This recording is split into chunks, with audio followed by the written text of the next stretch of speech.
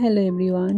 সবাই কেমন আছো? আশা করি সবাই ভালোই আছো। আমি এখন ভালো আছি। কিন্তু তোমরা যে ভিডিওটা দেখছো ওই ভিডিওটা অনেক পুরনো ভিডিও। এই ভিডিও ক্লিপটা ধরা হয়েছিল 6 মাঘ মানে 20 জানুয়ারি। সেদিন ছিল আমার জন্মদিন। তার জন্মদিনটা আমি কেমনভাবে কাটালাম সেটারই কিছু ক্লিপ তোমাদের সামনে আমি তুলে ধরলাম। আমার জন্মদিনের 10-15 দিন আগে থেকেই আমার শরীর খুব খারাপ ছিল। মানে আমার জ্বর ছাড়ছিল না। আর আমি একটুকু যে শরীরে রেস্ট করব সেই সময়টুকু আমি পাচ্ছিলাম না। আমার স্কুলে ডান্স প্রোগ্রাম, আমার মেকআপ ওয়ার্ক এইসব নিয়েই আমি ব্যস্ত ছিলাম। যেহেতু হিউজ শিডিউল, সব কাজ ঠিকঠাক ভাবে করতে হবে, সেই জন্য আমাকে 2-3 দিন আগে থেকেও খেতে হচ্ছিল। আবার জন্মদিনের দিনও আমি খেয়েছি প্যারাসিটামল, অ্যান্টি অ্যালার্জি, গ্যাসের ট্যাবলেট আর অ্যান্টিবায়োটিক। এবছর জন্মদিনে আমার কোনো প্ল্যানিং ছিল না, কিন্তু মনে মনে একটা আশা ছিল যে সন্ধ্যাবেলায় অন্তত পক্ষে একটা কেক কাটিং একটু রেডি হব, সেটাও আমার কপালে এবছর জুটলো না।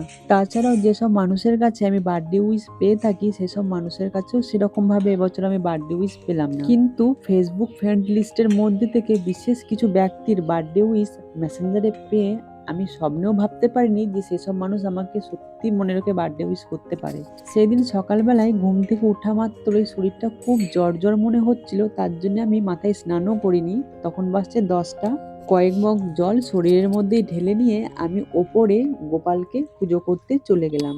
আমি বা আমরা গোপালকে সেরকম ভাবে রান্না করা জিনিস কিছু দিই না, তার কারণ একবার যে নিয়মটা চালু করব সেই নিয়মটা সারা বছর ধরে রাখতে হবে। সেই জন্য আমরা সারা বছরই ফল, চকলেট এইসবই দিয়ে থাকি। আর জন্মদিনের দিন গোপালের কাছে নিজের জন্য আমি বিশেষ কিছু চাইও নি, তার কারণ শরীরটা এতটাই খারাপ ছিল, আমার মনে হচ্ছিল কতক্ষণে গোপালকে চকলেটটা দিয়ে আমি নিচে গিয়ে আবার শুয়ে পড়বো। কি আর করা যাবে, সবই তো ভাগ্যের খেলা, তাই না? যেটা কপালে যতটুকু যেদিনের জন্য লেখা আছে ততটুকুই তো হবে, তার বেশি তো আর কিছু ঘটবে না। আর গোপাল সোনাকে ধূপকাঠি দেখাতে দেখাতে এটাই বলছিলাম যে যেখানে আছে তাকে তার মতো করে সৎ পথে সুখে রেখো। তো তোমরা একবার দেখে নাও আমার গোপাল সোনা, আমার যোগু দাদা, আমার ছোট গোপাল সোনা সবাইকে কেমন লাগছে, আমার মা লক্ষ্মীকে। ঠাকুর ঘরে যখন বসে আছি তা করতে করতেই আমি নিচে আওয়াজ পাই, মা আমাকে নিচে ডাকছে আর বলছে একবারেই দুপুরে খাওয়া দাওয়া যেটুকু পারবি করে নে, তারপরে তখন রেস্ট নিবি। এসে দেখলাম মা আমার জন্য কত কিছু রান্না করেছে। এত কিছু পদ মা যখন কষ্ট করে রান্না করেছে, তাই প্রত্যেকটা জিনিস যদি আমি মুখে না দিই মায়ের তো সেটা কষ্ট হবে, তাই প্রত্যেকটা জিনিস খেতে ইচ্ছে না করলেও আমি টেস্ট করে অন্তত পক্ষে দেখেছিলাম, আর প্রত্যেকটা জিনিস খুব সুন্দর হয়েছিল। আমার এই বিশেষ দিনে মানে জন্মদিনে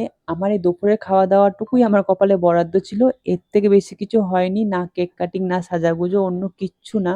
জন্মদিনের সন্ধ্যাটা একটু ভালো করে কাটানোর উদ্যোগ বেশি আমারই থাকে। এবছর আমার শরীর একটুকু ভালো ছিল না, তাই আমি কোনো কিছু উদ্যোগ নিইনি। তবে হ্যাঁ, সন্ধ্যাবেলায় আমি একাই একবার মা তারা মন্দির গিয়েছিলাম, ব্যাস এইটুকু। আজকের ভিডিওটা এখানেই শেষ করলাম, দেখা হচ্ছে নেক্সট কোনো ভিডিওতে। ততদিন তোমরা ভালো থেকো, সুস্থ থেকো, বাই।